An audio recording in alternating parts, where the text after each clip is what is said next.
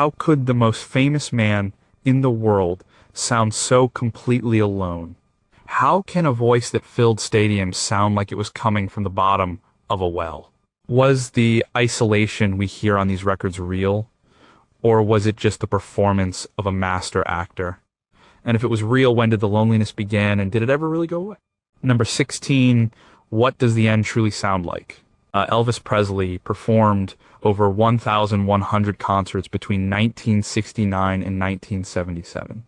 In the final year of his life, he was on tour for 120 days. On June 21st, 1977, in Rapid City, South Dakota, a camera crew was there to film what would become the television special, Elvis in Concert. They captured a man who was a ghost of his former self, but whose voice could still conjure thunder and sorrow. The song was Unchained Melody. It wasn't just a performance, it was a confession. Elvis sits at the piano, he has to. Standing for a whole show is too much now. His body is swollen, trapped in a white jumpsuit that once looked godlike and now looks like a burial shroud. He tells the band, "I'll do it by myself." And he does. Charlie Hodge, his loyal friend and stage assistant, holds the microphone for him. And Elvis can't hold it himself and play the piano at the same time. His hands are needed for the keys. His energy is low. He starts to play. The chords are simple, almost hesitant. Then he begins to sing. The first line, "Oh, my love, my darling," is not a plea to a lover in the audience. It sounds like a prayer sent out into a void, hoping something, anything will hear it. His voice is thick with weariness. It doesn't have the clean, soaring power of his youth. It has something else. It has the weight of every pill, every sleepless night, every empty hotel room. This is not the Righteous Brothers version. That version is a storm of romantic passion. This is something entirely different. Elvis's version is a desperate bargain with time. When he sings, "I've hungered for your touch," you hear the literal hunger of a man who was surrounded by people, but touched by no one in a way that mattered. The Memphis Mafia was there to serve him, the fans were there to adore him, but the intimacy, the simple human connection was gone. He was isolated by his own fame. The performance builds, you can hear the physical effort, he strains for the high notes. His voice cracks not from a lack of skill, but from an excess of emotion. It's the sound of a man pushing against his own physical and emotional limits. The sweat on his face isn't just from the stage lights, it's the sweat of a man fighting a battle he knows he is losing. The most gut-wrenching moment comes near the end. He pushes his voice to its peak, singing, "I need your love." It's a raw, ragged cry. It's not smooth, it's not polished, it's ugly, and it's beautiful, and it's unbearably real. In that moment, he is not Elvis the King, he is Elvis Presley, a 42-year-old man from Tupelo, Mississippi, who is lost and dying and calling out for help in the only way he knows how. The sound is not just of a man alone in a crowd of thousands. It's the sound of a spirit trapped in a failing body. The loneliness here is profound. It's the loneliness of knowing the end is near and having no one to tell, no one who can truly understand. He finishes the song, his voice trailing off. The crowd erupts, of course. They always did. But for those few minutes, he wasn't singing to them. He was singing to himself, to God, to a memory of a time when he wasn't so alone. Less than 2 months later, he would be gone. This recording is what the end sounds like. It's not a bang. It's a whispered, desperate plea. Number 15, can you hear a man crying out for help? By early 1976, Elvis's life was a cycle of touring, returning to Graceland, and sinking into a state of lethargy and poor health. The RCA record company was desperate for new material. Getting Elvis into a proper studio was nearly impossible. So, they brought the studio to him. In February 1976, RCA's mobile recording truck was parked outside Graceland, and cables were run into his downstairs den, the room known as the Youngle Room. Between February 2nd and February 8th, Elvis recorded 12 songs there. He was just 41 years old, but he sounded much older. One of the songs he recorded was Hurt. It had been a hit for soul singer Timmy Euro in 1961, and later for Roy Hamilton, one of Elvis's idols. But when Elvis sang it, it became something else. It was no longer just a song about lost love. It was a primal scream. It was the sound of a man confronting the wreckage of his life. The recording session was a strange affair. Elvis was in his own home, surrounded by his guys, but he was emotionally isolated. He would sing for a while, then retreat upstairs for hours. The musicians would wait, playing cards, not knowing if he would return. When he did, he would pour everything he had left into the microphone. On Hurt, you hear a voice that is both titanic and fragile. He starts the song with a quiet, trembling vulnerability. I'm so hurt to think that you lied to me. He's not just singing about a romantic partner. You can hear the betrayal of his own body, of his own life's path.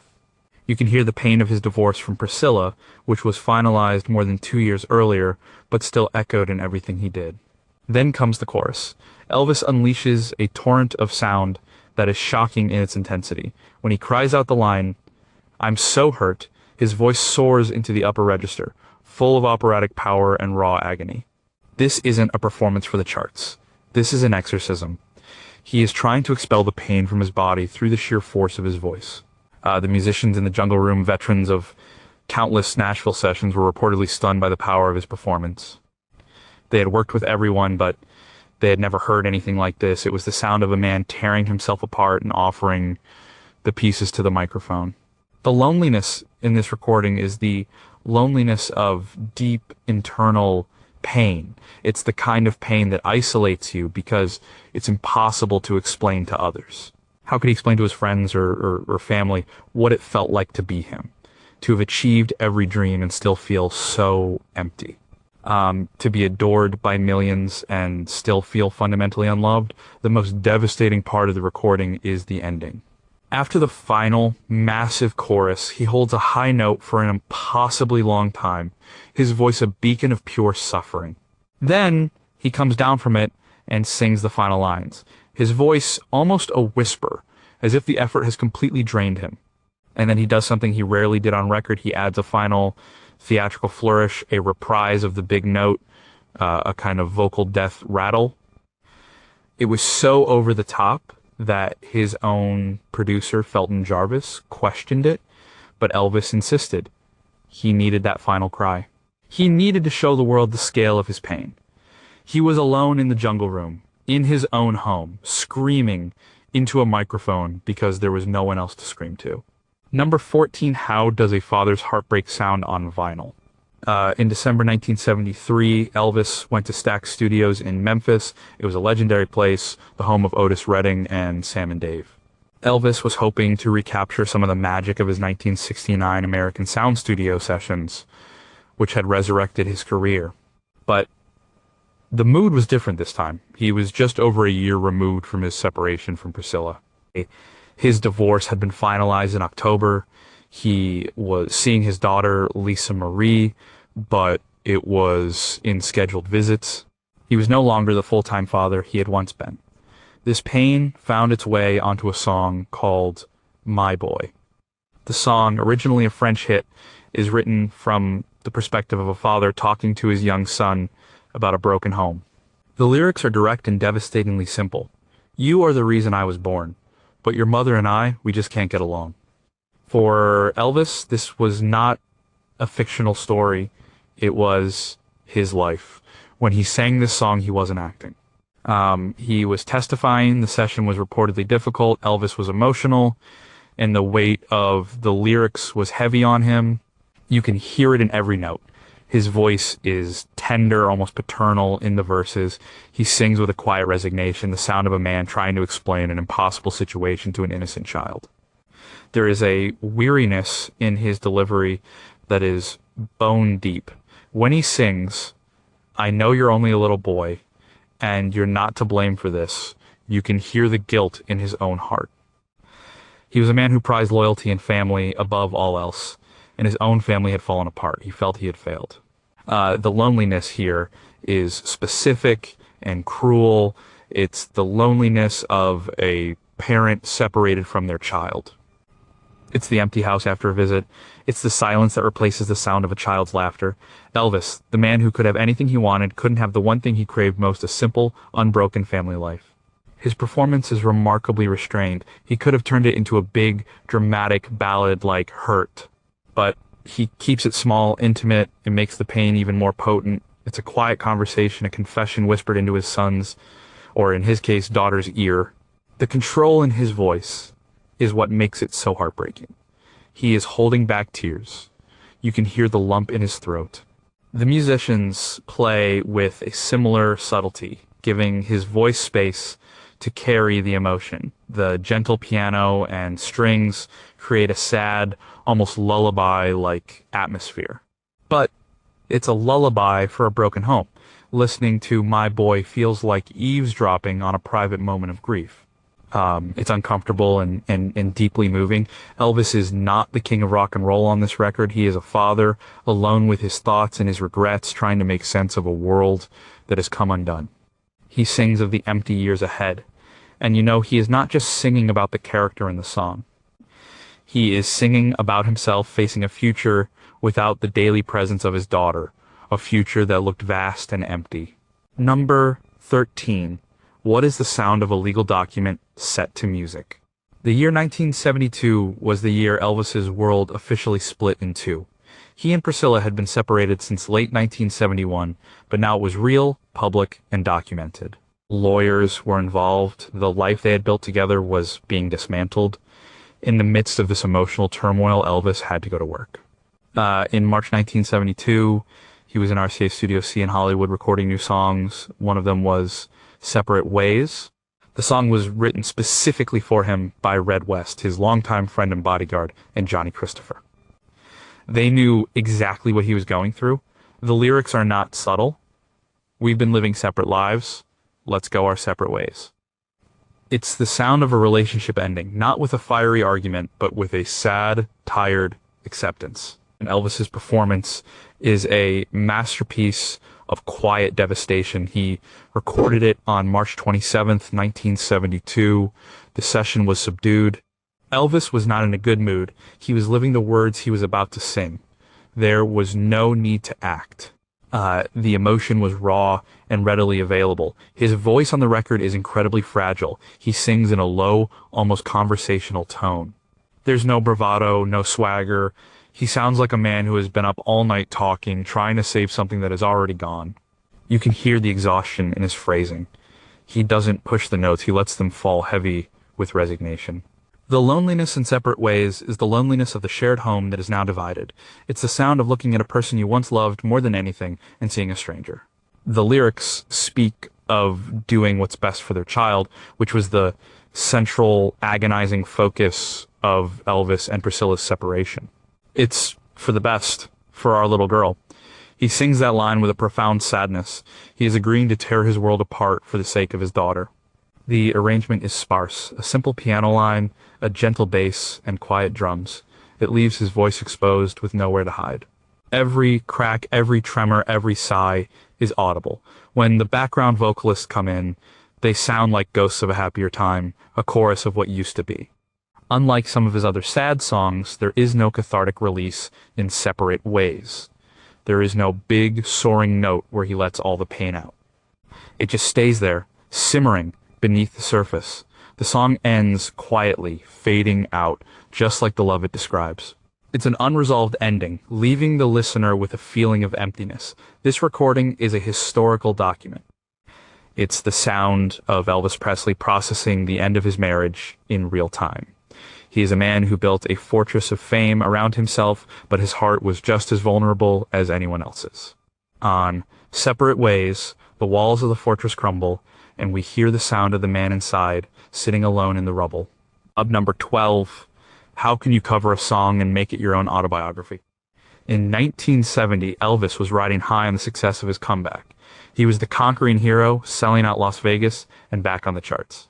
He was filming a documentary, Elvis, That's the Way It Is, which was meant to show the world the power of his live show. During the rehearsals for his summer 1970 Las Vegas engagement, he was loose, funny, and in complete command of his music.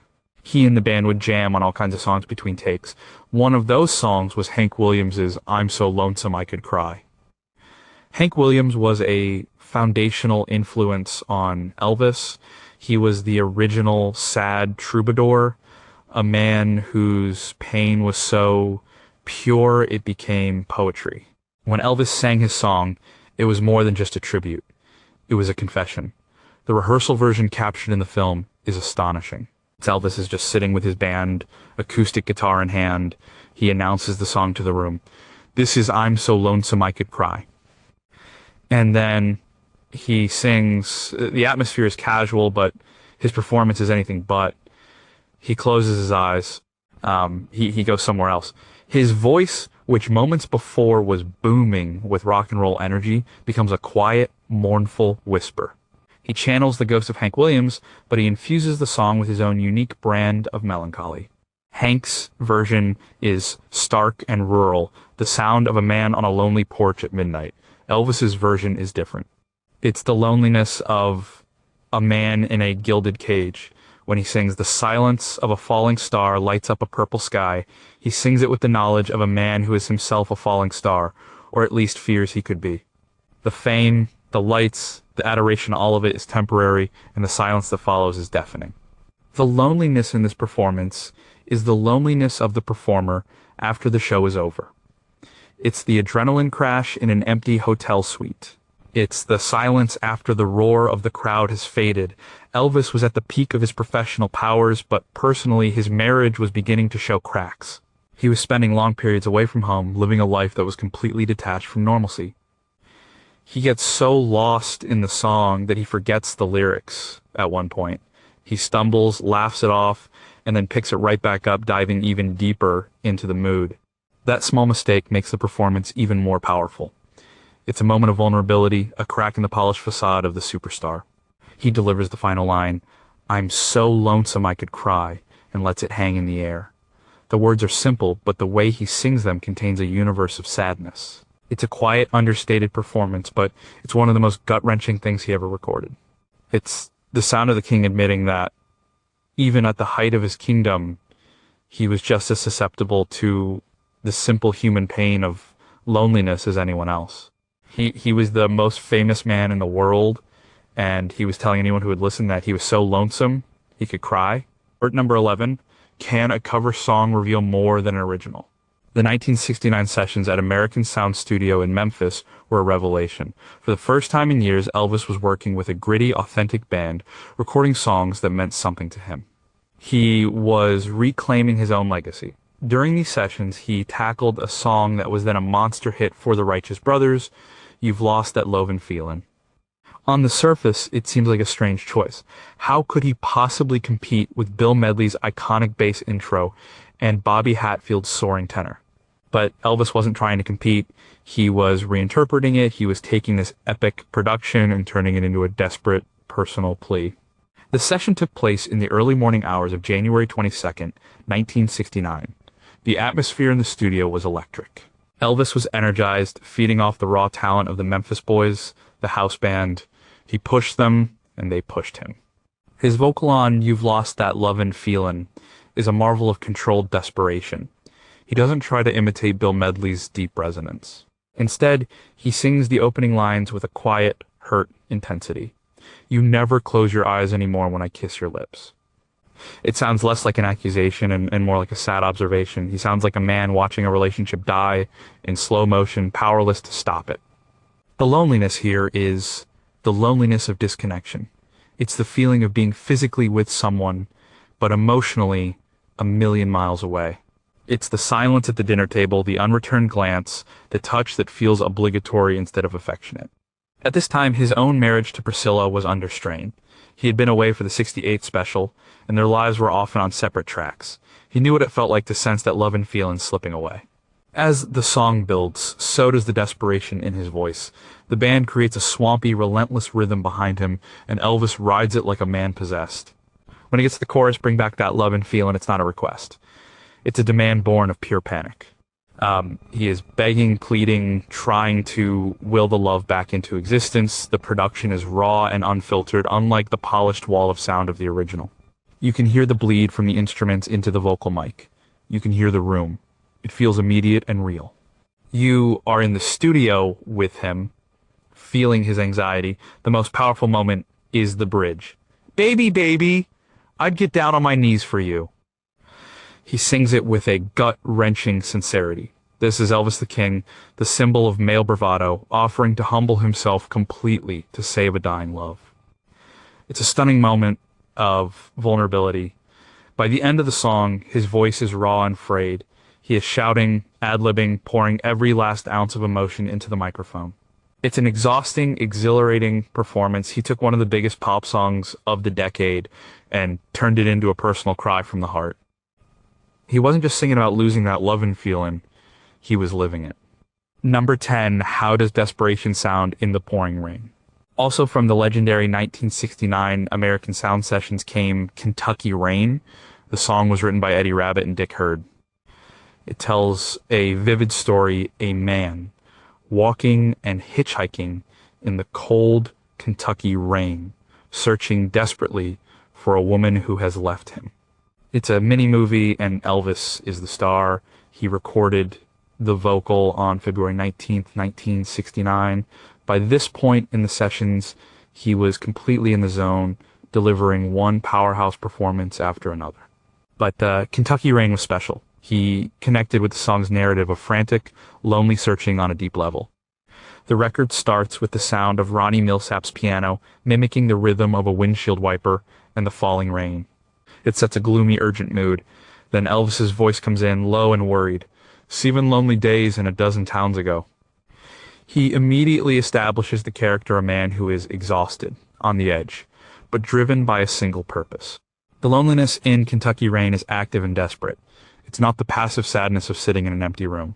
It's the loneliness of a quest. He is surrounded by the world, passing cars, empty fields, but he is completely alone in his mission.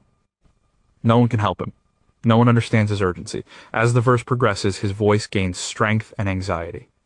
He describes walking for miles through the muddy fields and rain. You can feel the cold and the dampness in his delivery. He's not just telling a story, he's making you experience it.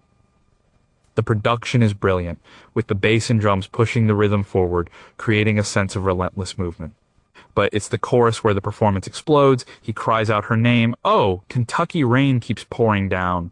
His voice soars, full of a pain that is both emotional and physical. He is at the end of his rope.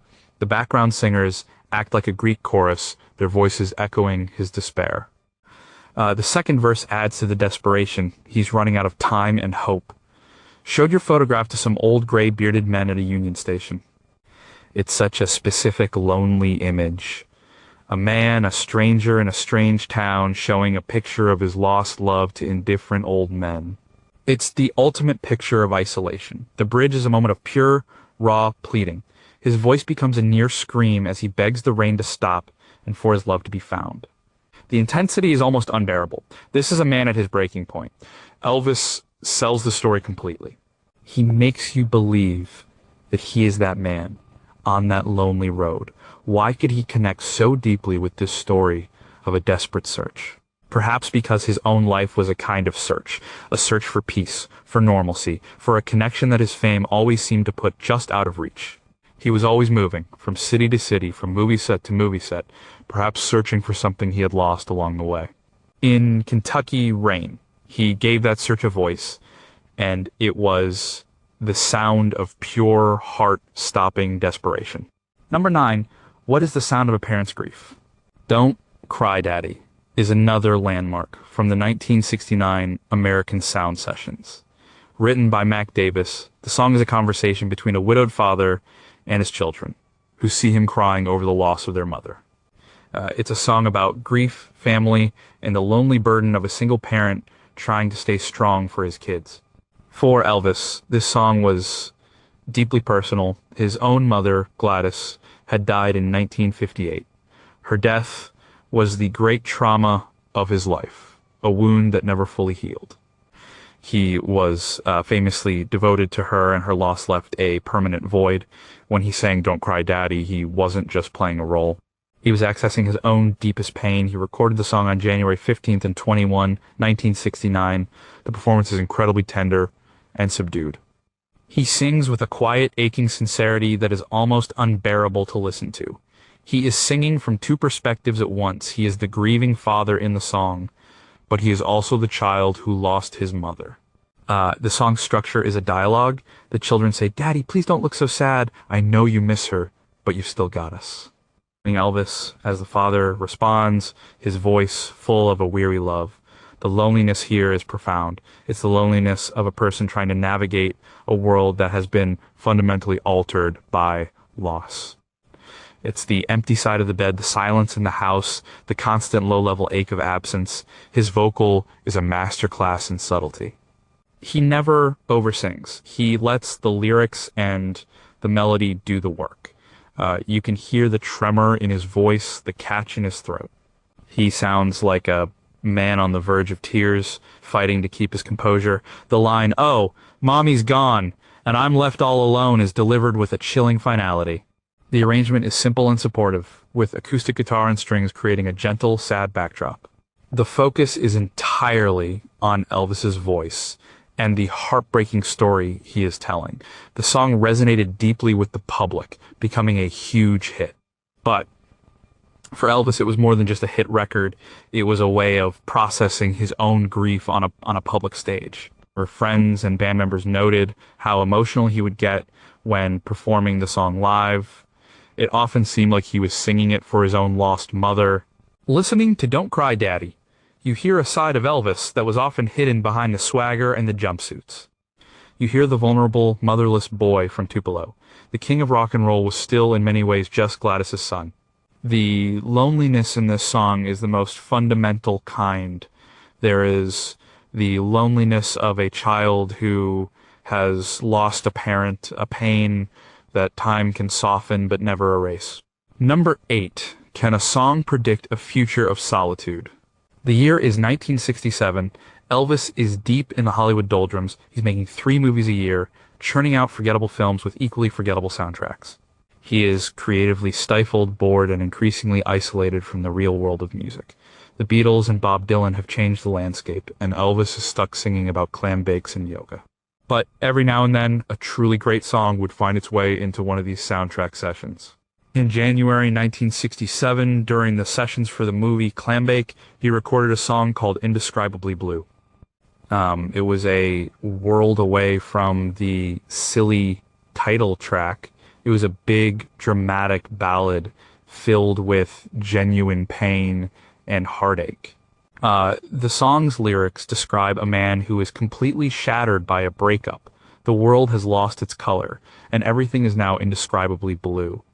For Elvis, who was living a life that was professionally successful, but personally and artistically empty, these feelings were likely very real. His performance on the track is astonishing, especially given the context. He is surrounded by mediocre material, yet he summons a vocal of immense power and emotional depth. He starts the song quietly, his voice full of a weary sadness. But as the song builds, so does his intensity. The loneliness in Indescribably Blue is the loneliness of depression. It's the feeling of being in a gray, colorless world while everyone else seems to be living in vibrant technicolor. It's the isolation that comes from feeling a pain so deep that it drains the joy from everything. The Hollywood life he was living, which looked so glamorous from the outside, had become a prison. The chorus is a cry of pure anguish. He pushes his voice to its limits, soaring into a powerful falsetto that is both beautiful and painful to hear. It's the sound of a man trying to break free from his own emotional numbness. The orchestration is grand and sweeping, but instead of drowning him out, it elevates his sense of operatic despair. You know, this wasn't just another soundtrack song for him. He believed in it. RCA released it as a single, and it became a modest hit, a brief flash of his true talent in a sea of mediocrity. But more than that, it was a signal. It was a flare sent up from the wreckage of his movie career, a reminder of the incredible artist trapped inside the movie star. Listening to it now, it feels like a preview of the great emotional ballads that would define his work in the 1970s. It's the sound of a man realizing the depth of his own unhappiness. He He was surrounded by his entourage, living in a California mansion, but on this record, he sounds like he is in a dark room all by himself with nothing but his own blue feelings for company. It's the sound of a man who is indescribably and utterly alone. Number 7, what does it sound like to be trapped? By 1961, Elvis was a master of the lonely ballad. He had a unique ability to convey a sense of quiet, romantic despair. In March of that year, during the sessions for his album Something for Everybody, he recorded a song called Anything That's Part of You. It wasn't a big hit, but it remains one of his most haunting and beautiful vocal performances. The song is about a man who can't let go of a past love. He treasures small mementos, a glove, a book of poems, a faded photograph, because they are parts of her. It's a song about clinging to the past because the present is too empty to bear. Elvis's vocal is a whisper of pain. He recorded it in RCA's Studio B in Nashville, the place where he had cut so many of his classic hits. The mood in the studio for this song was reportedly somber and focused. Elvis was fully invested in the lyrics' deep sense of melancholy. He sings the song with an almost unbearable tenderness. His voice is soft, breathy, and full of a delicate vibrato that if he sings too loud, the fragile memories he is holding on to will shatter. The loneliness here is the loneliness of nostalgia. It's the pain of living in the past, because the future seems devoid of hope. He is trapped in a museum of his own memories, unable to move on. Each object he sings about is a ghost, a reminder of a happiness that is gone forever. The line, "I caressed the glove that your hand was in," is delivered with a chilling intimacy. You can almost see him alone in a room, holding this object, lost in a memory. It's a profoundly lonely image. The arrangement is beautiful and sparse. Floyd Kramer's piano provides a gentle, melancholic counterpoint to Elvis's vocal. The Jordanaires, his longtime backing vocalists, hum softly in the background like a sad, distant choir. They don't sing words, they provide a texture of sorrow. What makes this performance so gut-wrenching is the sense of resignation. There is no anger, no desperate pleading. There is only a quiet, bottomless sadness. He has accepted his fate to be forever haunted by this lost love. He sounds like a man who has given up, who has surrendered to his loneliness. At this point in his life, Elvis was at the top of the world. He was a huge movie star, and his records were selling millions. But on Anything That's Part of You, he taps into a vein of sorrow that feels ancient and deep. It's the sound of a man who understands that all the money and fame in the world cannot fill an empty heart. It's the sound of being completely, utterly, and hopelessly alone with your memories. Number 6, Is It Possible to Be Both King and Jester? There's Always Me, recorded just a few weeks after Anything That's Part of You in March 1961, explores a similar theme of unrequited love, but with a different, more dramatic angle. The song is a powerful, almost operatic declaration of devotion from a man who is being ignored. When the evening sun is sinking low, and you're all alone and have no place to go, there's always me.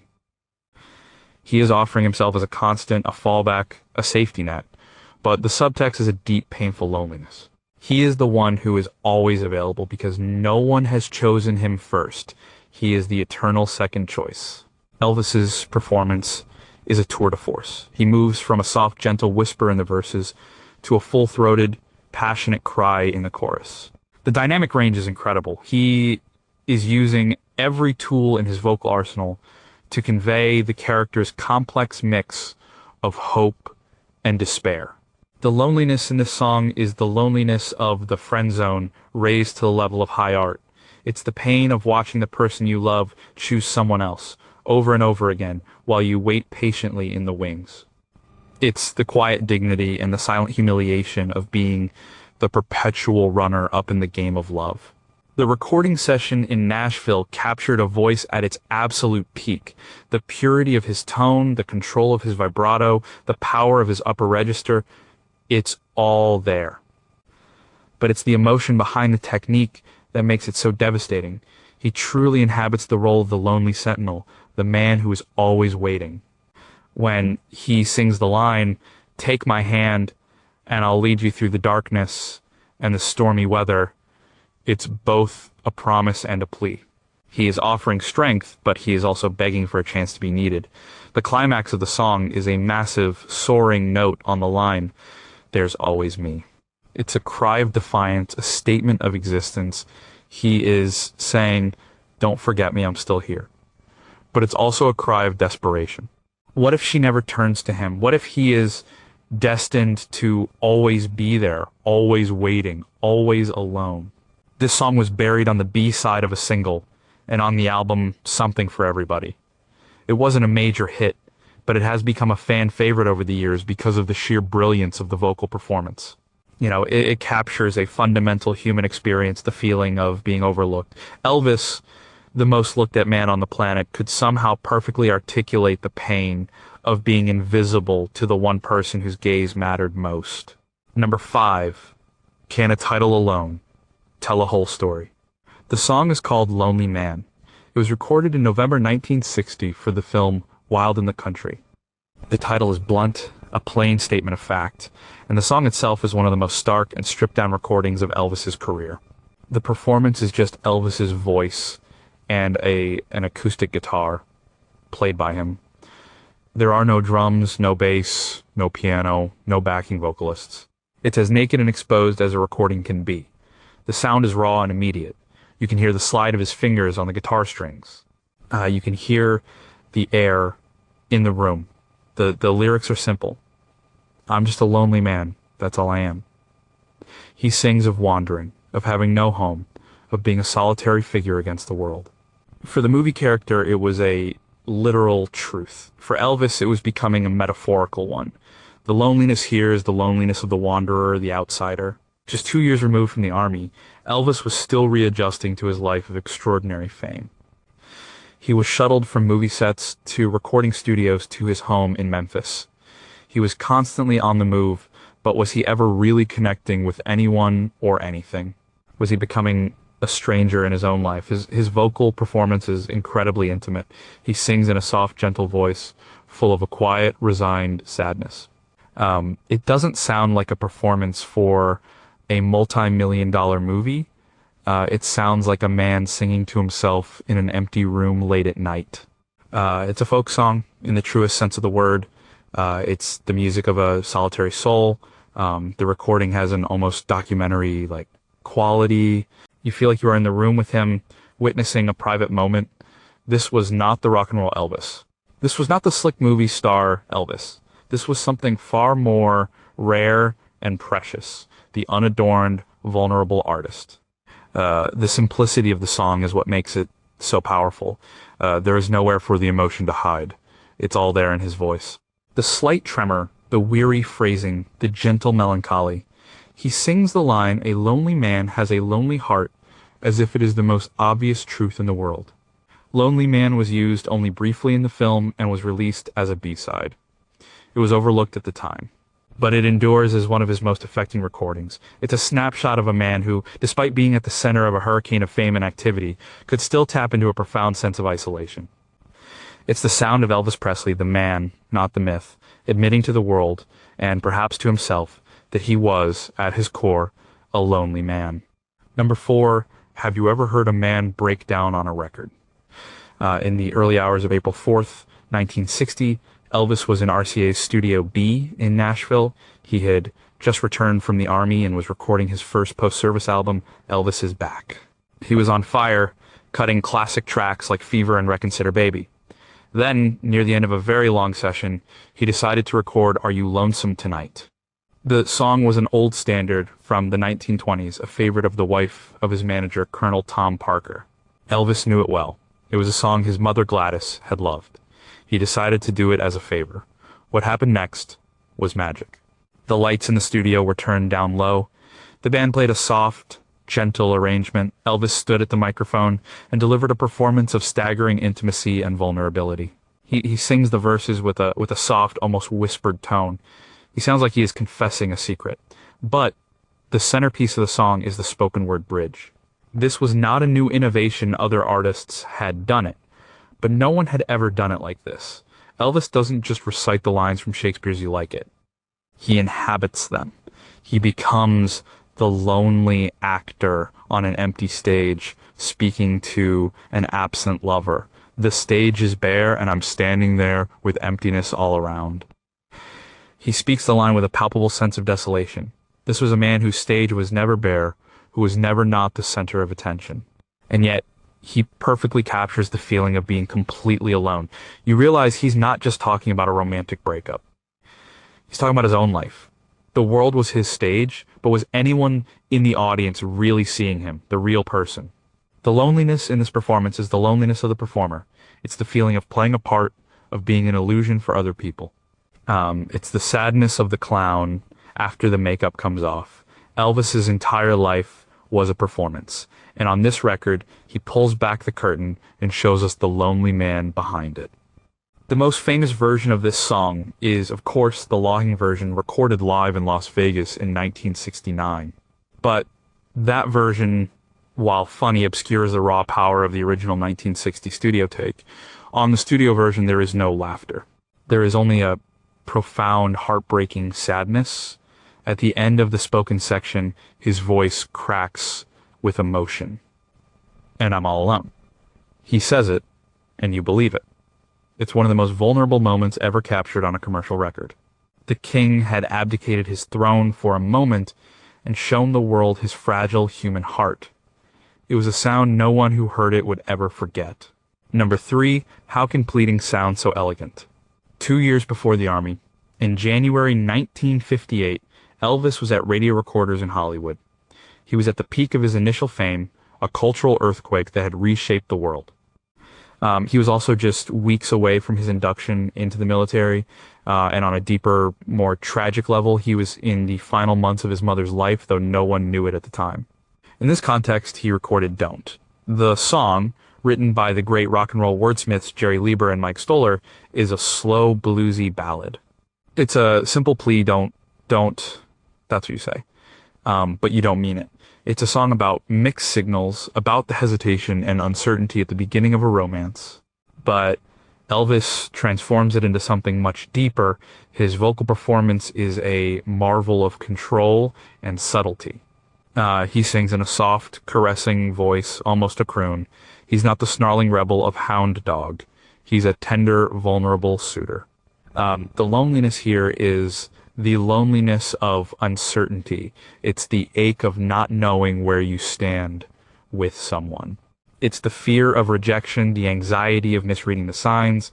Elvis, the man who could have any woman he wanted, perfectly captures the universal feeling of romantic insecurity. He uses his voice like a fine instrument. He glides into a beautiful, effortless falsetto on the line, "My love will be a flaming fire." It's a moment of breathtaking beauty.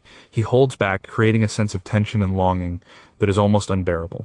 He is pleading, but he is doing it with a quiet, confident grace. The backing by the Jordanaires is sublime. They provide a soft, pillowy cushion of sound for his voice to rest on. The instrumentation is minimal, a soft, shuffling drum, a gentle bass, and a quiet guitar. The focus is entirely on Elvis and the emotional story he is telling. What makes the performance so gut-wrenching in retrospect is the knowledge of what was to come. This was the sound of a young man, just 23 years old, at the height of his powers, but on the cusp of a massive life change. The Army would change him, and his mother's death in August of that year would shatter him. Don't is the sound of innocence and a kind of gentle, romantic sadness. It's a quiet, lonely plea recorded just before the storm. It's a beautiful, fragile moment, frozen in time, from a man whose life and whose loneliness was about to become much more complicated. Number 2, can a hotel sound like a state of mind? In January 1956, a 21-year-old Elvis Presley walked into RCA's studio in Nashville for his first recording session with his new major label. He had just left Sun Records, the small Memphis label where he had made his first groundbreaking recordings. The pressure was on. The world was watching. The first song he recorded that day was Heartbreak Hotel. It was unlike anything anyone had ever heard before. It was slow, spooky, and filled with a kind of existential dread. The lyrics, written by Mayborn Axton and Tommy Durden, were inspired by a newspaper story about a man who had left a note before taking his own life. The note said, I walk a lonely street. From that one line, a legend was born. The song describes a place at the end of Lonely Street where the broken-hearted go. The rooms are gloomy, the bellhop's tears are real, and the desk clerk is dressed in black. It's not a real place. It's a metaphor for the ultimate state of despair. Elvis's performance is terrifying. He sings with a voice that is drenched in echo, making him sound like a ghost, haunting the corridors of this imaginary hotel. His delivery is raw and primal. He hiccups, he stutters, he moans. He sounds like a man on the verge of a breakdown. The loneliness in Heartbreak Hotel is absolute and desolate. It's not just about losing a lover, it's about losing all hope. It's loneliness of the abyss.